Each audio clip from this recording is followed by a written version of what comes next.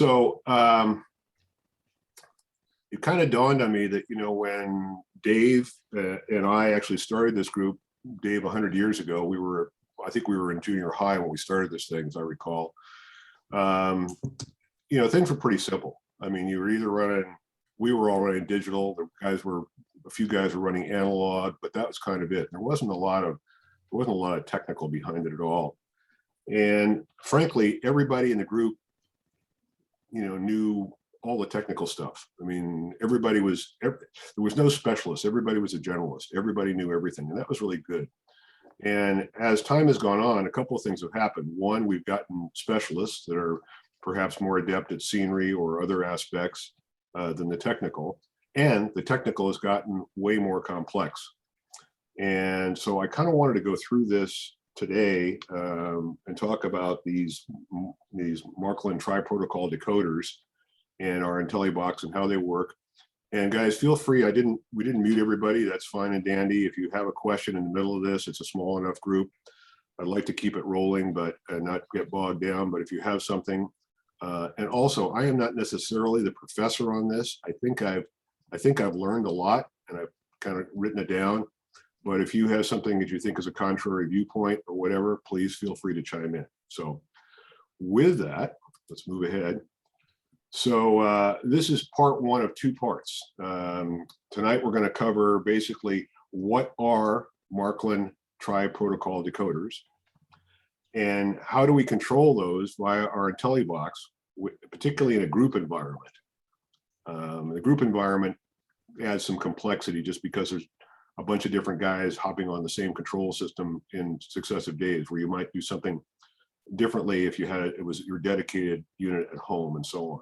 Okay, so we're going to do it, and then I'll do a follow-up presentation next week, which will actually be talking about changing the address of a locomotive on the Intellibox. And we're going to talk as we get to the end of the presentation tonight. You'll kind of hopefully have an understanding of why we're going to need to change those addresses.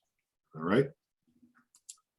So, okay, so what are these tri-protocol decoders? What does that mean? And again, I'm going to be reading a lot of this, and I hope it's not too boring, but I'll read it out loud. Just kind of, I'm going to go relatively slow because there's a lot here. So newer Marklin and Trix locomotives, as well as lokes that have been retrofitted with the new generation of retrofit decoders that you can buy from Marklin, have a chipset in them, has a decoder that recognizes multiple digital protocols. And these decoders are smart. So they interrogate the control system that's connected to them to determine how they're going to interact with that control system, all right? And they recognize protocols, and this is the key part here, in the following order. MFX, priority 2 is DCC, and priority 3 is the old MM or Marklin Motorola protocol. Okay, so that's the order in which they try to recognize something. And then they only communicate with the highest priority protocol that the controller uses. Okay. So once they've found that highest one of the 3 priorities, that's the way they communicate going forward. Okay, so these decoders come in your locomotives from the factory with 3 different addresses. They come with an MFX address, which is actually a code, a series of numbers and letters that represents that locomotive to the MFX communication protocol. They come with a DCC address, which almost always is 03, and that'll be part of our discussion later on. And then they come with the good old, what we're kind of all used to, a Marklin Motorola address, which could be 56 or 27 or whatever it is. Okay, as long as it's less than 255, because that's kind of the max that you can do with Marklin Motorola addresses. These addresses will be noted in the manual that comes with your loc. And most of the time, in the very beginning, some of them were very similar, but now they're you'll see that they're all different. They really are. The three addresses are different. So an example would be this particular cuff 2 that I've got here. And the in this case, priority 1 is the MFX address. And again, that's string, KOF 100.801-ODR. So that's the way it communicates, and that's the address that the MFX system works with it. Yes. DCC, the DCC address you can see there is 03. And the Marklin Motorola address, the good old address that we would have been using over the years, is 23. So 3 different addresses for this locomotive. Okay. All right, so how do I know if my loc has a tri-protocol decoder? So they are usually identified on the box that says DCC on it. So if you have this little logo here and it says DCC, then you've got a tri-protocol decoder. Now, but that isn't always the case. So this is an example of a locomotive that doesn't have that DCC icon, but it definitely has a tri-protocol decoder in it. Now, my guess is these came out, Dave Pryor probably knows this better than I, but I think these were out 3, 4, 5 years ago, whatever they came out. And I imagine that Marklin was changing over their printing, and probably they didn't have their act totally together with their marketing people, their packaging people. So there was a transition period. But certainly for the last 2, 3 years, every locomotive that you buy from Marklin is tri-protocol and will have this DCC indicator on the box. Okay.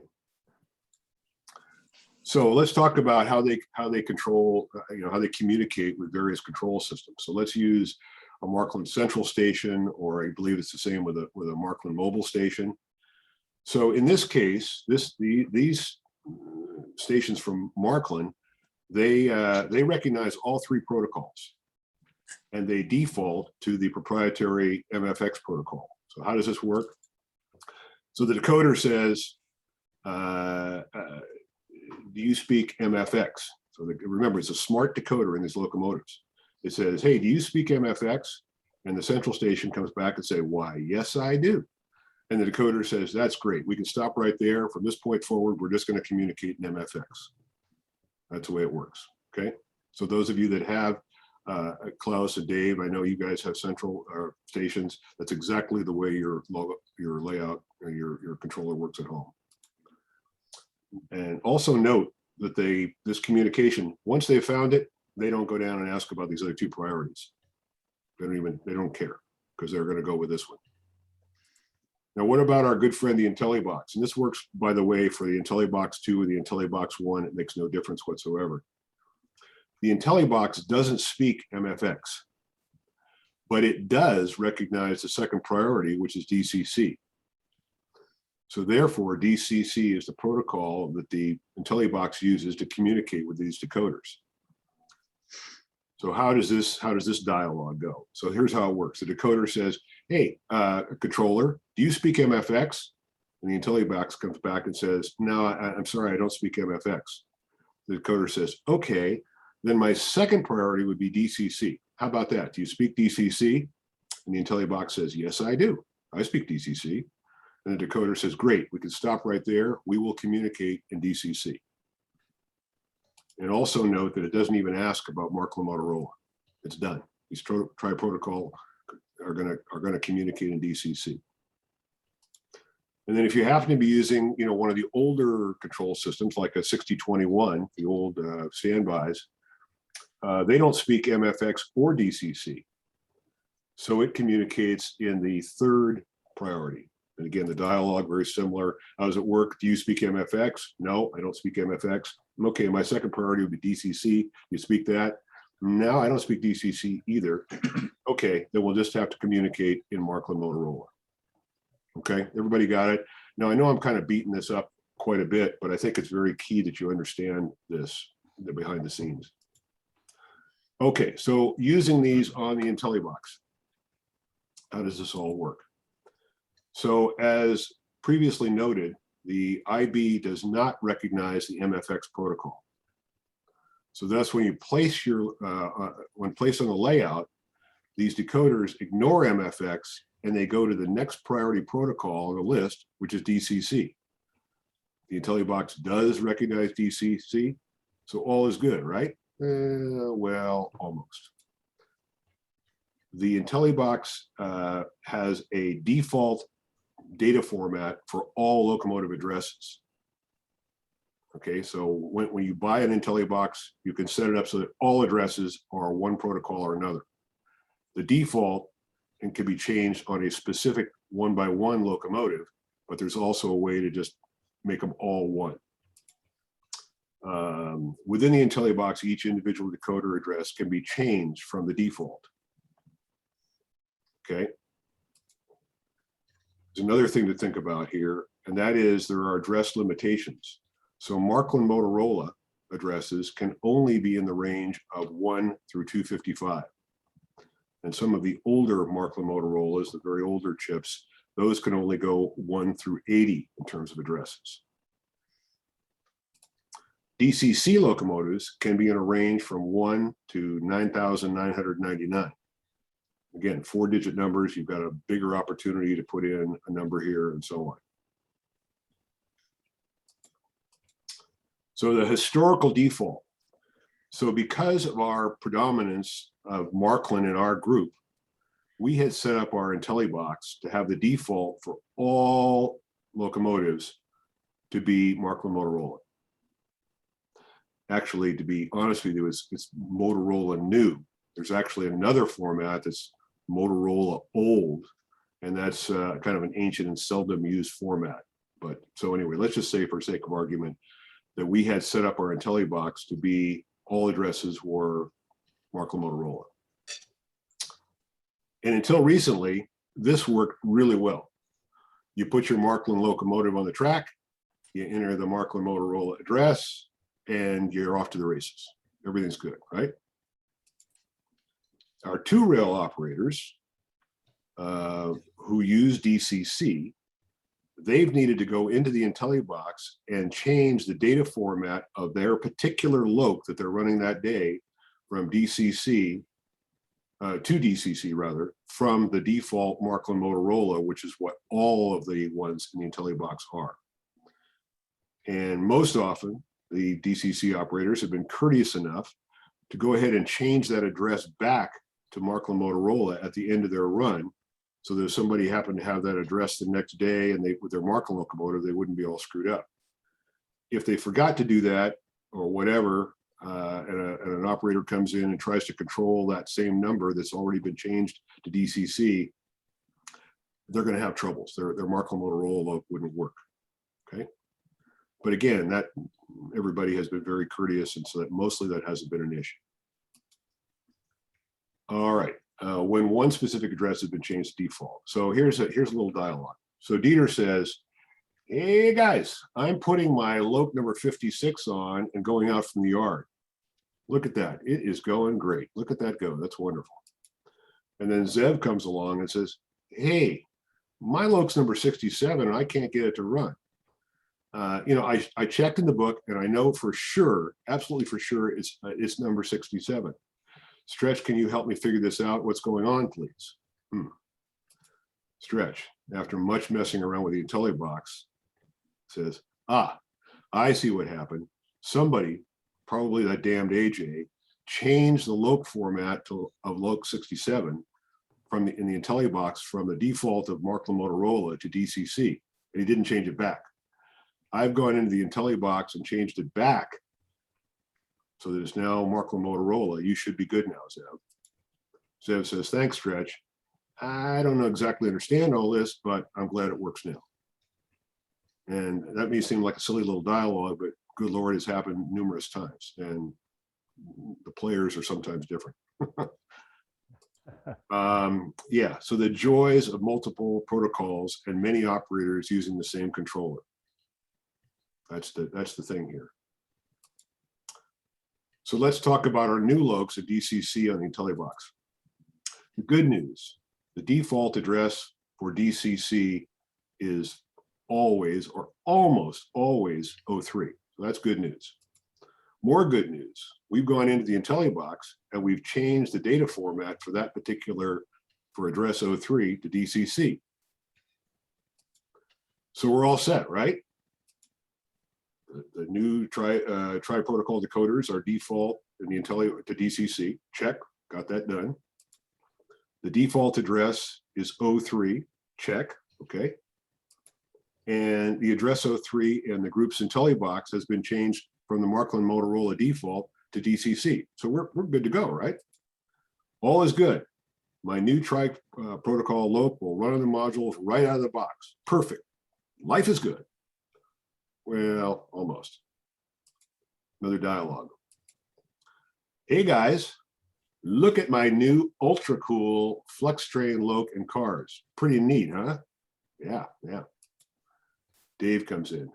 Dave, dang, Stretch, I see you're running number 03. I want to run my new fill in the blank, and it's also 03 because it's a new loc. It's got one of those TriProtocol things in it. Stretch, well, Dave, as usual, you brought a hobby shop load of trains, put on another one while I run my 03. Dave, being agreeable, says, hey, okay, I can do that. Hey, my new so-and-so is also 03 because it's a TriProtocol, it's a new locomotive. Dave again, and so is my other new so-and-so. It's 03 too, and this one. And he's sitting over there grumbling in the background. Every locomotive he puts on is 03 because it's a DCC locomotive. It's a TriProtocol. And then Jaime walks in. Hi guys, mind if I run my new loc? It's DCC 03. So do we see the problem here? Maybe too many 03s. So let's figure out a solution to this little problem here. So keeping in mind the address limitations that we talked about before. So Marklin Motorola can only be in range 1 through 255. And DCCs, they've got a bigger range. They can go from 1 to 9,999. What if we do this? Let's change the default for all the addresses in the Intellibox to DCC. Now all the addresses 1 through 999 are DCC. Oh, well, wait a minute, hang on a second. What about our older locs that are Marklin Motorola? All right, that's step 2. Step 2, let's go into each of the first 255 addresses and manually change their data format to Marklin Motorola. That'll take care of it. So now we're going to have the first 255 are going to be Marklin Motorola, and then above 255 will be DCC. Yeah. So now our Intellibox is ready for our older locs in this range, and for DCC locs as long as they're okay. Makes sense. Good solution. Step 3. This is the key here.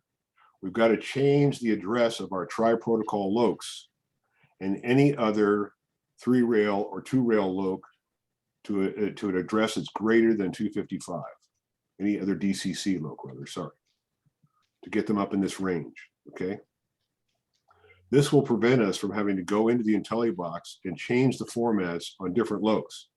It eliminates the confusion of many operators with many locs and these different protocols. All right, so the only thing is you got to change your address on these TriProtocol locs to up in this range. Okay, I get it. I'll need to change the address of my TriProtocol an address larger than 255. But I mean, how do I do that? All right, so I'm going to stop there because it's just too much to go into tonight. Stay tuned for part 2 next week. This is our test track. We've got a test track set up, and it will be on the table next to our layout. We don't want to do this on the main Intellibox because there's just too many opportunities to screw things up where you might screw things up for the fellows who are running the layout for the public. So this is a nice little test track that AJ built. This transformer is simply for power. In fact, it doesn't matter what you do with this device. We're going to just take the yellow output from this thing, which is constant 16 volts, and that's powering this. And you can put your locomotive on this track, and you can change the address of that locomotive. So in next week's Wednesday meeting, I'll go through a similar PowerPoint of the steps to do that. I'll also record all this, and then both of these things I'll print out in some printable fashion and send it out as a PDF so that you can have it for light bedside reading, because maybe you didn't take it all in, or maybe it's whatever. It's not that complex, but it's complex enough that, you know, it's just, it can be confusing. So, all right, that's what I got.